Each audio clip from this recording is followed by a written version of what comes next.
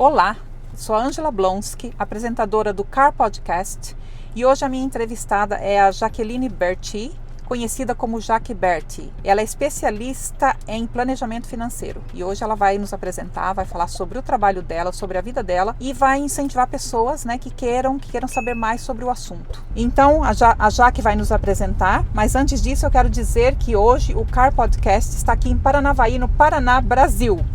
Especial. Então, Jaque, pode falar sobre você, um pouquinho sobre sua vida e sobre o seu trabalho. Maravilha, obrigada primeiramente por esse convite maravilhoso. Obrigada a você por ter aceito o convite. Estou lisonjeada com esse convite. Conversar um pouco sobre o que eu faço é muito gostoso, mas antes eu vou me apresentar. Eu sou Jaqueline Giglio Berti, conhecida como Jaque. Vocês podem me chamar como Jaque, porque Jaqueline é quando a mãe tá muito brava, né? Então é melhor não chamar de Jaqueline. Aquele Jaqueline tem ainda o finalzinho do E, então é só Jaque mesmo. E eu tenho 40 anos, eu tenho 21 anos e meio trabalhando com finanças. Em 20 anos eu trabalhei só com instituições tradicionais e há 1 ano e meio eu trabalho com planejamento financeiro, ajudo as pessoas a fazerem suas reservas financeiras e utilizando inclusive ativos digitais. Que maravilha, né? É uma novidade, né? Todo mundo agora mudando para investimento em ativos digitais. Exato. Bom. Quanto tempo você está trabalhando com ativos digitais? Com os ativos digitais há 1 ano e meio. Mas eu trabalhei 20 anos no mercado tradicional, sabe? Pode falar sobre isso também, né? De onde saiu a ideia depois, né? A gente quer saber, né? Então, eu sou formada em letras, eu detestei dar aula. Eu também sou formada em letras. Mas assim, quando eu estava fazendo a minha faculdade de letras, eu tinha que trabalhar. Lembra?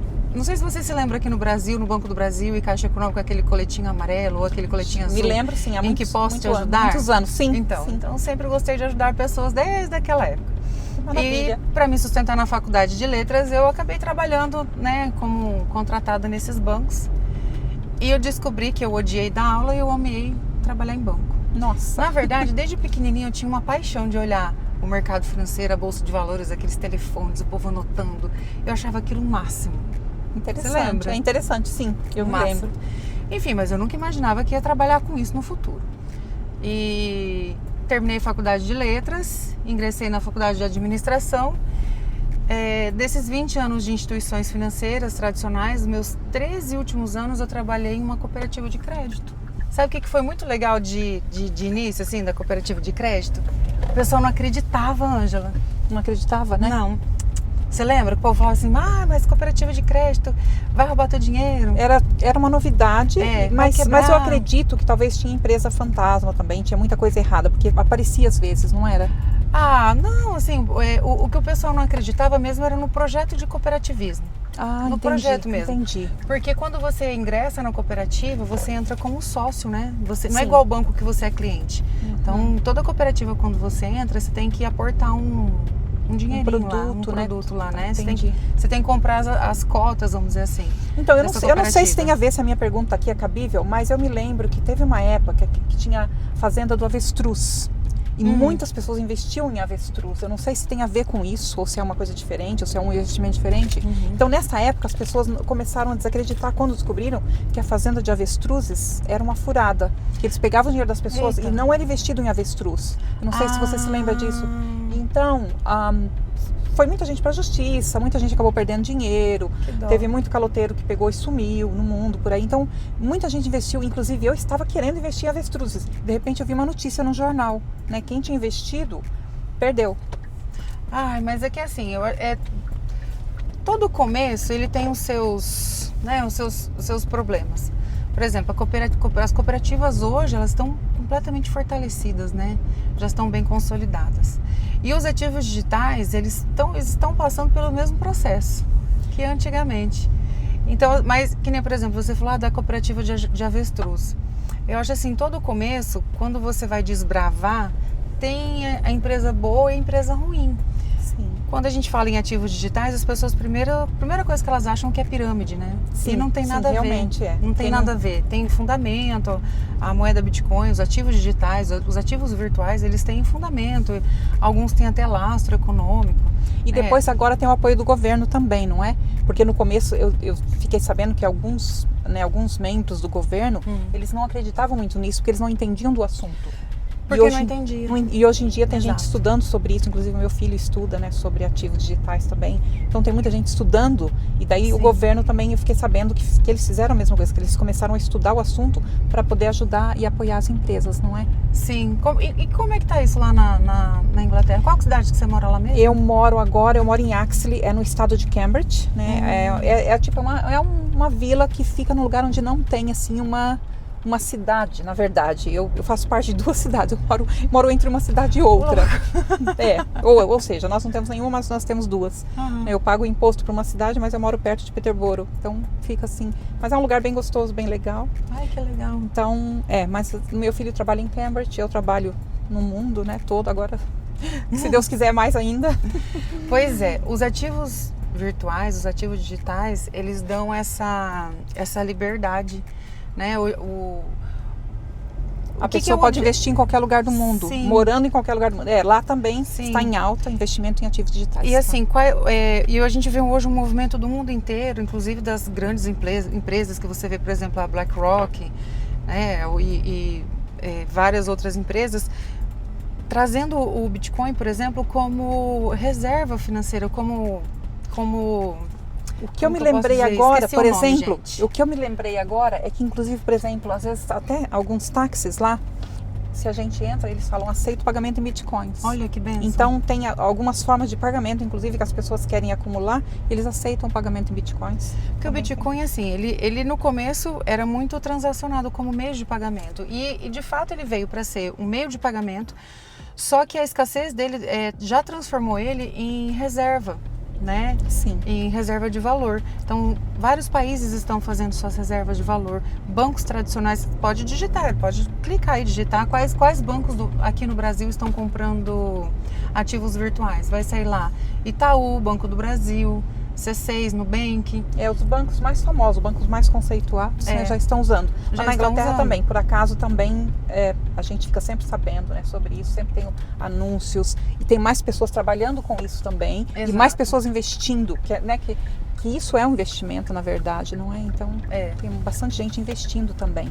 Então, Jaque, nós estamos falando sobre as moedas, né? Como você trabalha há muito tempo, já trabalhou com banco, você pode explicar pra gente como que eram as transações antigamente? Qual a diferença do antes e do depois do Bitcoin ou de outras moedas digitais? Com certeza.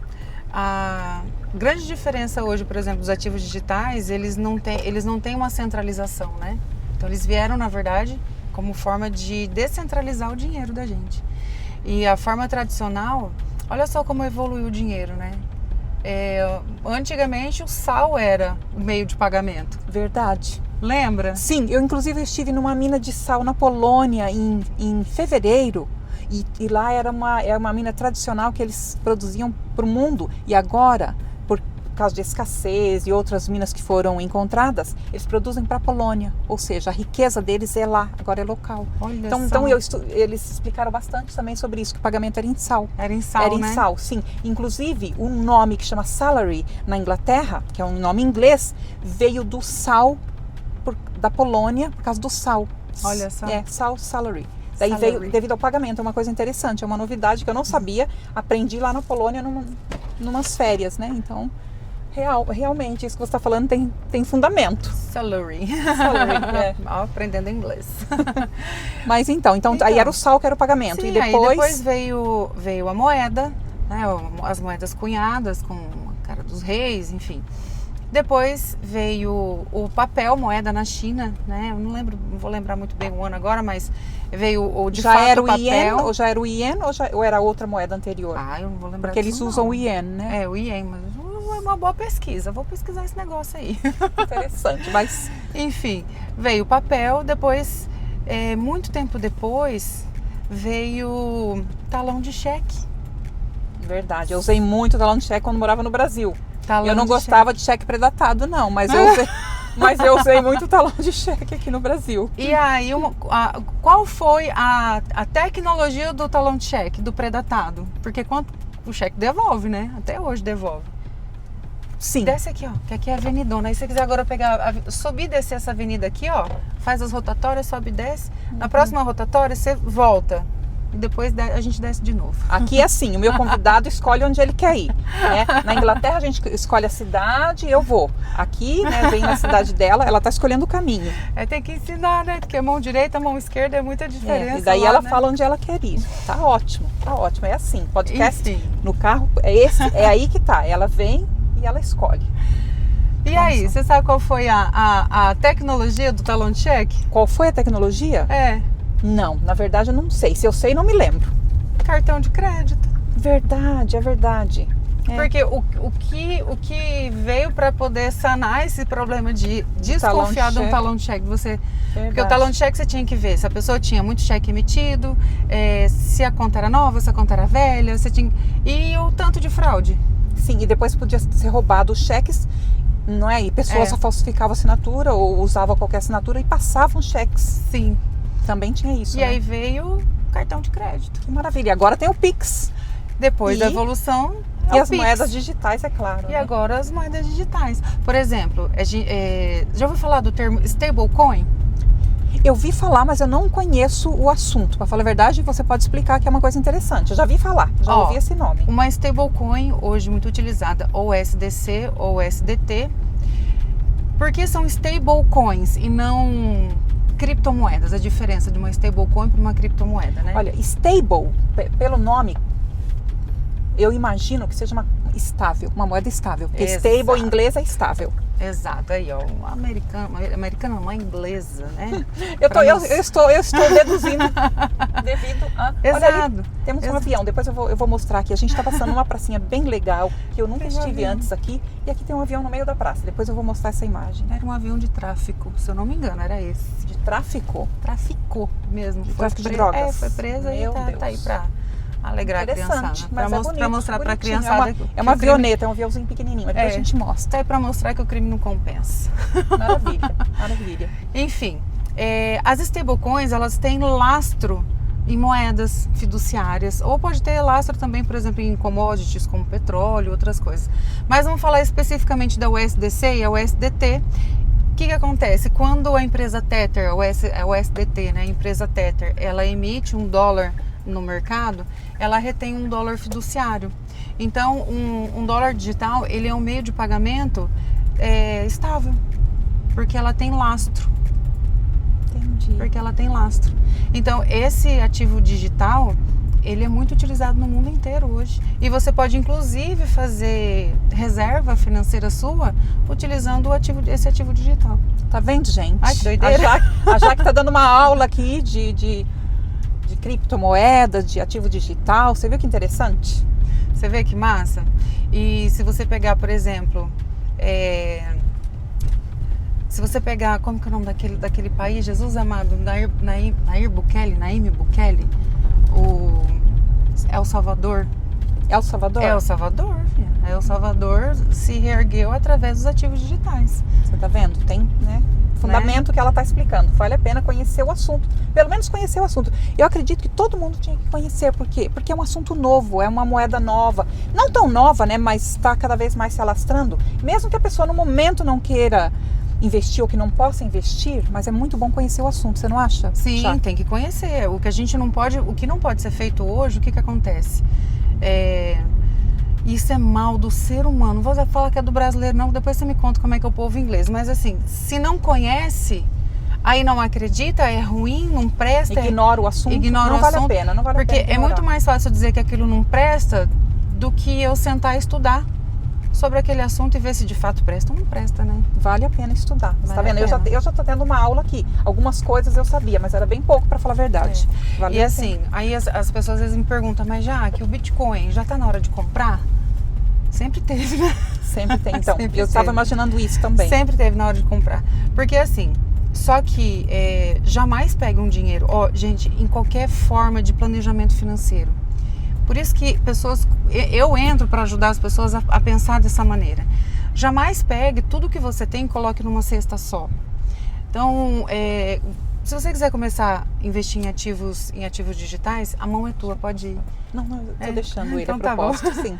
Se você quiser investir em ativos digitais, procura pessoas como eu, que pode te dar, né? Pelo menos te explicar como assunto, funciona. né? Por quê? As pessoas falam assim, mas eu perdi dinheiro no ativo digital. Tá, como que você investiu? Você investiu numa empresa? Mas eu comprei, depois na hora que eu fui vender não valia nada.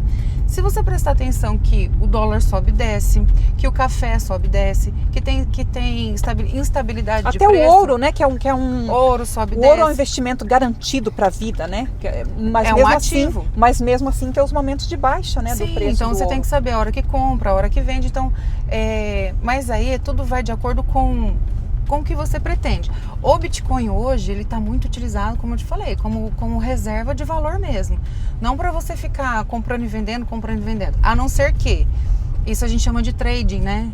Sim, você sim. fazer Lá trading. tem muito trading, lá na Inglaterra tem muito. Então aí você tem que ter tempo, dedicação, estudo e tempo para ficar olhando a variação da moeda, os gráficos e um monte de coisa. Agora, se você não tem esse tempo e você ainda assim quer investir em ativos digitais, compra o ativo e deixa ele, porque o ativo pode subir. Mas eu acredito ou descer, ele vai ser o ativo sempre. Eu acredito que, por exemplo, antes de uma pessoa comprar, porque eu vou te falar, meu filho quando era novinho, eu dei um dinheiro para ele investir. E ele fez coisa errada, porque ele não tinha experiência. E eu não fiz nada, eu só deixei ele investir. Nós perdemos dinheiro e ele me pagou, inclusive, porque o erro, ele assumiu o erro. Olha. E ele me pagou o que nós perdemos. Então, eu acredito que assim, é uma opinião minha. Antes de investir, seria bom, por exemplo, tirar informações. Por exemplo, com uma pessoa como você, eu acredito que seria muito melhor. Nós não teríamos perdido, não foi muito, mas nós não teríamos perdido, por exemplo, se a gente tivesse uma clarificação como você está dando hoje, ou melhor, né, do que isso no caso, para conhecer melhor o assunto. Você não acha? Eu acho.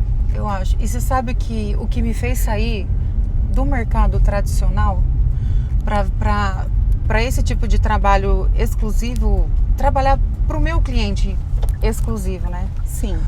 Eu sou extremamente grata a Deus e ao mercado tradicional, porque foi o que me formou a profissional que eu sou hoje. Mas, no final das contas, eu comecei a sentir que as relações entre o gerente, o cliente ou a instituição, o cliente, poderia ser um pouco melhor, sabe? Com foco mais no que o cliente precisa. Ou mais informações. Com mais informações. Eu poder dedicar mais tempo ao meu cliente. Né? Lógico que a empresa ela tem os produtos e a gente vai oferecendo para os clientes. Mas assim, gente, eu amo trabalhar com pessoas, eu amo gente, eu amo me conectar com pessoas, eu amo viajar, atender as pessoas. Eu tenho gente... Ou seja, você está no negócio certo. Eu atendo pessoa lá da Europa. Isso que eu ia te perguntar. Você atende só pessoas do Brasil ou fora do Brasil também? Eu posso atender fora do Brasil, dentro do Brasil. Eu tenho cliente em Mato Grosso. Eu tenho cliente em várias regiões em Manaus, do Brasil, fora. Que maravilha. Em Manaus eu tenho cliente. Eu tenho cliente no Rio Grande do Sul. Eu tenho cliente na Europa. E agora uma pergunta, por exemplo, com esses anos todos de experiência, você teve experiência em banco, em finanças e etc, e agora está no mercado digital, né? Você já teve alguma coisa que você viu um erro? Não digo que seja seu, mas seu, ou de algum colega de trabalho, ou de algum cliente que você falou, isso poderia ter sido evitado se a pessoa tivesse um conhecimento melhor sobre o assunto? Assim, uma coisa que você pode dizer que alguém errou, falou, não devia ter feito isso, ou devia ter feito uma coisa diferente? Tem alguma coisa assim que você pensa que você poderia falar para outras pessoas terem um exemplo e não cometer o mesmo erro? Eu já. Muitos. Meu Deus, muitos. Por exemplo, tem um caso de uma pessoa que eu atendi e ele recebeu uma herança. Só que de forma tradicional a família investia só em imóveis. E ele recebeu essa herança, o que ele foi fazer? Ele foi comprar terrenos. Foi comprar um monte de terreno. Era o exemplo que a família dava, Que era o né? exemplo que a família dava. Foi comprar terrenos. E ele se descapitalizou. Então, tipo assim, tô falando de mais de 1 MM. Nossa, ele não tinha moeda no bolso, no banco, mas tinha imóveis. Aí ele falou assim, não, mas é porque minha família sempre comprou, vai valorizar e tudo mais. E de repente ele ficou descapitalizado. Nossa, isso foi um erro. Realmente foi um erro. Foi um erro. Um erro financeiro, né? Um erro financeiro. Quantas empresas, por exemplo, o pai falece e... Por falta de informação financeira, talvez? E a pessoa que está ali não consegue tocar. Ou a esposa, ou o esposo, acaba não conseguindo tocar. Porque não teve informação, porque daí não criou também uma forma de administração financeira ali bacana. Agora, um erro de funcionário que eu já vi, assim, né? Eu falei, caraca, se tivesse um pouquinho mais de informação. Porque a gente sabe, né? Trabalhar em banco exige muita meta, né? Você tem que conhecer muito e sempre renova. Às vezes tem coisas novas que o funcionário ou quem, né, ajuda o banco tem que conhecer também, né? Então, assim, e de repente uma pessoa fez um seguro de vida para uma pessoa de idade. Que não tinha mais idade de obter o seguro. Não, até tinha idade de obter o seguro, sabe? Mas aí veio o sobrinho como beneficiário. Certo. Aí eu cancelei o seguro. Ou seja, o seguro não foi para a pessoa certa. O assegurado não seria a pessoa certa. Na verdade, não. A pessoa era certa, mas o sobrinho não era a pessoa certa a ser beneficiada, sabe? O beneficiário poderia não seria... acontecer alguma coisa, algum probleminha ali com a vida da pessoa de idade. Então tem que estar de olho. Então, quem que pediu o seguro? No caso, foi o sobrinho que pediu para comprar o seguro. Em nome do idoso, para ficar com o seguro, no caso, o idoso falecesse. Do idoso falecer. E o mas idoso assim, tinha filhos, tinha outras pessoas? Não tinha ninguém. Não tinha ninguém. Entendi. E sei lá, de repente, não faz sentido isso. E era o idoso que estava pagando o seguro. Entendi. Então, se o sobrinho tivesse pagando, tudo bem, mas... Era o idoso que estava pagando, não fazia sentido. Não tinha lógica. Seguro, entendi. Eu fui lá e cancelei o seguro. Já aconteceu comigo, eu trabalhava numa financeira. Isso, pra cá. Eu trabalhava numa financeira. E veio uma senhorinha pedir empréstimo. E veio com um neto. Bem apessoado, assim, o neto, sabe? Aquela pessoa que você olha assim e fala, meu Deus do céu. E... eu falei pra senhorinha assim, tá, mas o empréstimo é pra senhora ou é pro teu neto? Ela, é pro meu neto. Tudo bem, né? Aí o empréstimo foi aprovado, mas na hora eu não falei que foi aprovado pra ela. Falei que tava em análise, pedi pra que eles voltassem um pouco mais tarde. E aí, quando ela voltou, eu falei assim, olha, vamos conversar bem sincera, esse empréstimo é pro teu sobrinho, né? Ela, é pro meu sobrinho. Eu falei assim, e se ele não pagar, senhora? Ai, não, mas ele falou que vai pagar, o sobrinho desempregado. Tá, mas e se ele não pagar? A senhora depende de remédio? A senhora... Ai, não, eu tenho que ter meu dinheirinho do remedinho. Era um salário mínimo que a senhorinha recebia. Meu Deus. Aí eu falei pra ela, olha, o empréstimo tá aprovado, mas a senhora tem certeza que a senhora quer pegar? Eu posso falar pra ele que o empréstimo foi recusado, se ele vier aqui perguntar. E a senhora não faz mais, em nenhum lugar. Ela, então tá bom, não vou fazer não, porque eu tô com medo mesmo, vai que ele não me paga. E de fato ele não ia pagar. Ou seja, você ajudou uma pessoa, a consciência, sabe? E assim, quando a gente trabalha no mercado tradicional, é muito difícil a gente fazer essa consciência de fato acontecer, porque a gente é cobrado por muitas metas. Não que eu não tenha meta onde eu trabalho, eu tenho minhas metas e, enfim, tudo a gente tem que ter meta. A gente não trabalha no oba-oba, né? Sim. Mesmo trabalhando por conta própria, como você me disse, você tem as metas e tem as regulamentações das empresas também, né? Que são parceiras, não é? Sim, a empresa para que eu presto serviço, né? Então, assim, eu consigo ter foco no cliente. Eu consigo ter um foco direto mesmo no cliente. E isso é que me faz ser apaixonada pelo que eu faço. Isso é uma maravilha, viu, gente? Por isso que eu gosto desse trabalho. Eu estou entrevistando uma profissional que é apaixonada pelo trabalho dela. Isso, né, para mostrar que qualquer pessoa pode fazer o que gosta e ser apaixonado pelo que faz e ainda ajudar pessoas.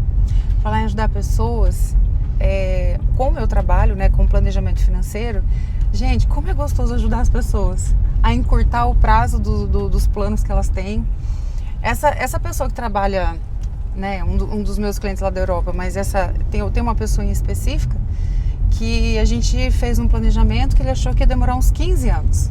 Tá vendo? Para atingir uma liberdade financeira, não é? Vai levar 5. Isso é uma maravilha. Porque ele sabe o que ele tem que fazer e ele tá fazendo certinho. Essa pessoa está fazendo certinho.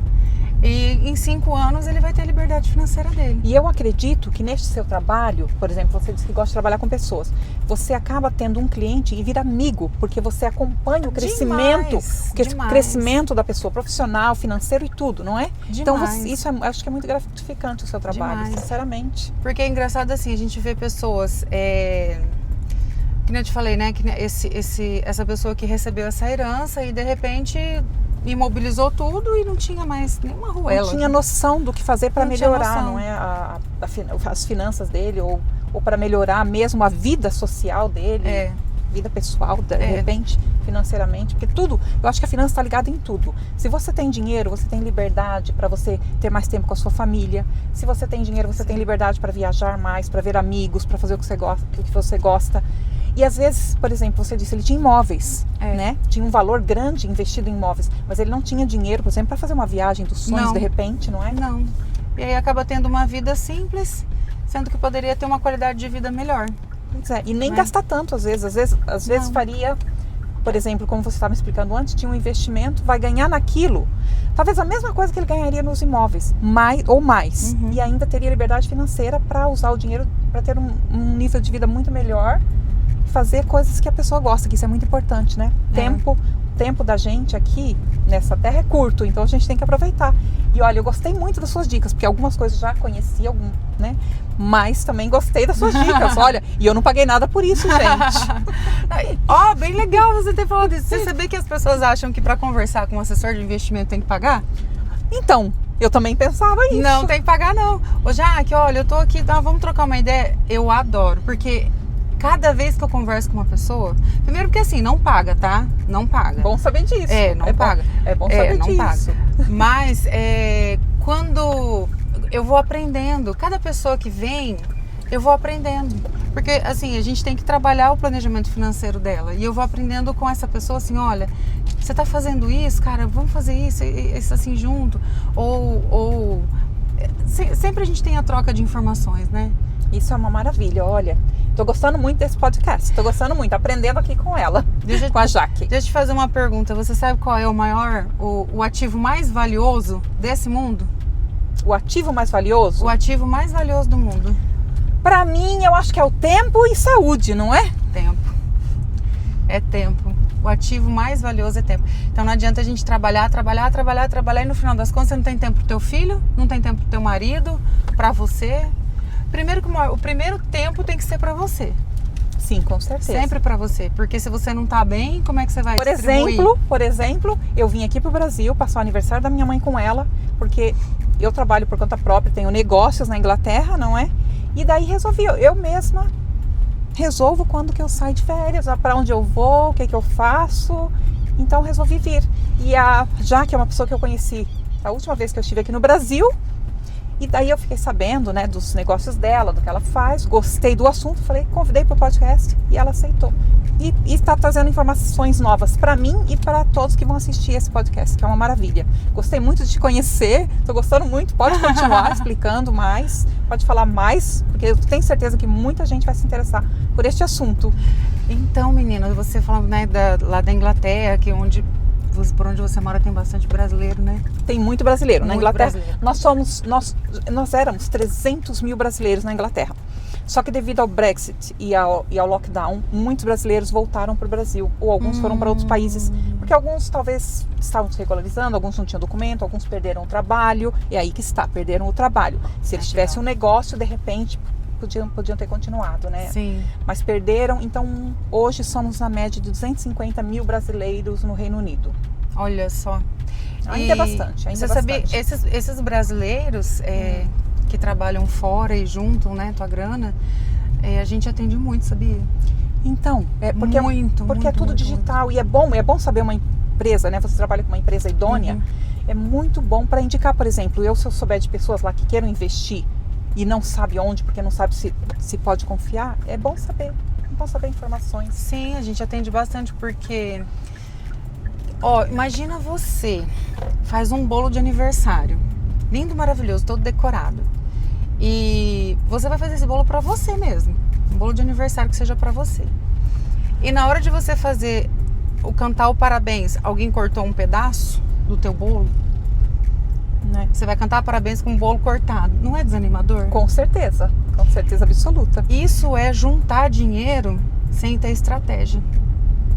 Sabia? Porque você junta dinheiro e aí a hora que você vai desfrutar dele, ele já não tá mais na mesma quantia. E de repente você tem que pagar imposto indevido, você não sabe por que você está pagando. Sim. Já vi casos de pessoas que pagaram impostos a mais e não entendi o porquê. Não entendi o porquê. Ou faz alguma coisa... Eu comparo isso também a você trabalhar, pega teu dinheiro, coloca dentro de uma caixa de sapato e põe nessa caixa de sapato uma traça. Quando você for utilizar o seu dinheiro, todo o seu dinheiro vai ter valor. A traça já vai ter acabado com um pouco. Isso a gente chama de inflação, isso a gente chama de estratégia ruim. Isso tem vários nomes para essa traça ou para esse pedaço de bolo arrancado aí. A gente chama de imposto em excesso, a gente chama de, né, de tristeza. E às vezes defasagem de dinheiro também. Defasagem de dinheiro, sim, Por sim, que é a exemplo, inflação. eu já deixei dinheiro em poupança, né, quando eu era bem mais nova, e depois o dinheiro não rendia quase nada. E eu deixava o dinheiro lá porque eu achava que estava rendendo, mas depois que eu comecei a entender mais do assunto, eu vi que poupança rende muito pouco. Gente, olha o vício do chocolate. No meu podcast, a gente tem a paradinha de chocolate geralmente, não é? Principalmente quando tem chocolatras aqui, que nem eu. E hoje é um chocolate sonho de valsa. É um brasileiro especial.